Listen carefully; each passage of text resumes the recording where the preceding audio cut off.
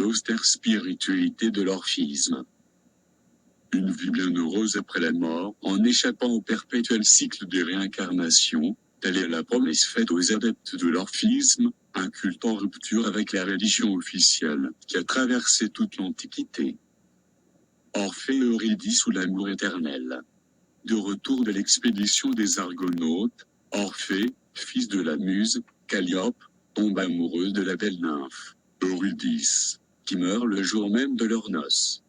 Accablé de chagrin, Orphée descend aux enfers, où il charme par son chant Hadès et son épouse, Perséphone, obtenant de la libération de sa bien-aimée à la condition qu'il ne se retourne pas vers elle avant d'avoir rejoint le monde des vivants.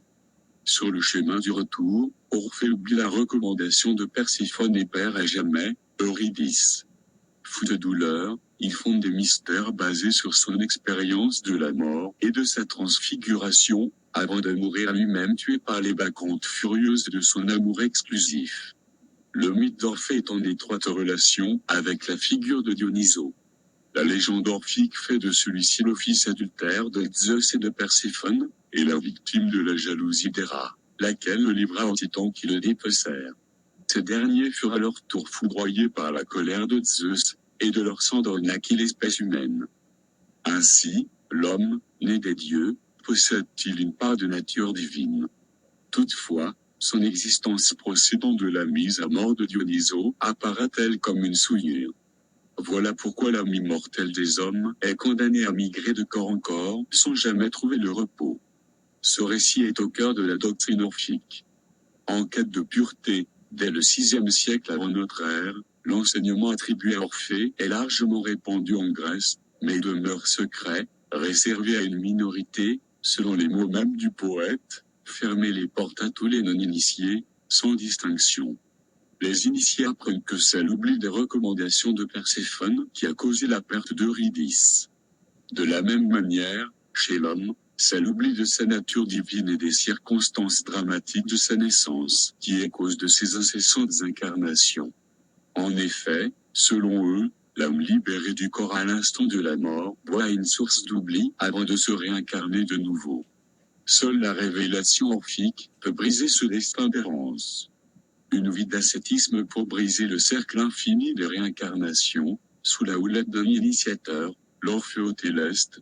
Les orphiques se rassemblent dans les confréries appelées les thiases, où leur sont transmis des savoirs initiatiques, et où ils pratiquent une ascèse permanente, et particulièrement austère marquée par l'interdiction absolue de verser le sang et de manger de la viande. Cet interdit est lourd de signification, car il implique que les orphiques rompent avec les rites religieux de la cité, qui comportent nécessairement des sacrifices sanglants et des banquets en l'honneur des dieux de l'Olympe. Hommes, femmes, de toutes conditions, les orphiques se mettent à l'écart de la vie sociale, pour mieux laver la souillure de leur naissance. Les mystères orphiques, les initiés à l'orphisme, ne se contentent pas de mener une vie austère, ils ont en outre le privilège de participer à des mystères initiatiques, qui leur sont propres et sur lesquels nous ne savons que peu de choses. Lors de ces cérémonies, la mise à mort de Dionysos leur est rappelée, mais on pense que les mystères consistent surtout en conseils sur la conduite à tenir dans l'au-delà.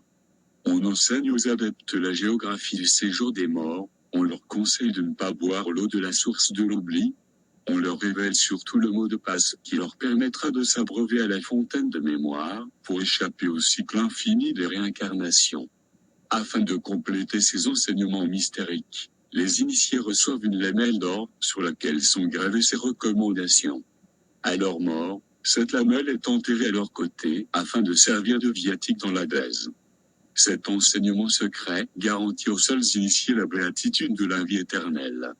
Bien différent des mystères d'Éleusis, pour lesquels les initiés s'en retournent chez eux après leur initiation, plus proche de l'enseignement de Pythagore, l'orphisme a connu un indéniable succès dans le monde grec puis romain. Dans les premiers siècles après Jésus-Christ, les sociétés orphiques se fondent dans le pythagorisme, avant de disparaître une fois l'ère chrétienne définitivement établie.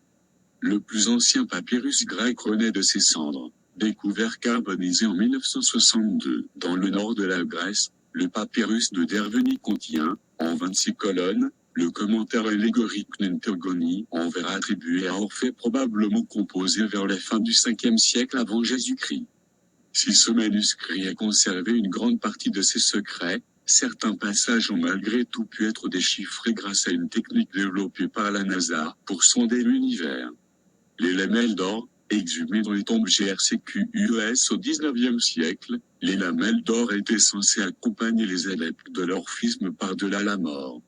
La formule « Je suis l'enfant de la terre et du ciel étoilé » révèle au gardien de la source de mémoire que l'âme du mort est initiée au mystère d'Orphée et qu'elle a droit à échapper à l'oubli et à la réincarnation. Tu trouveras dans la maison d'Hadès, à gauche, une source. Près d'elle se dresse un cyprès blanc.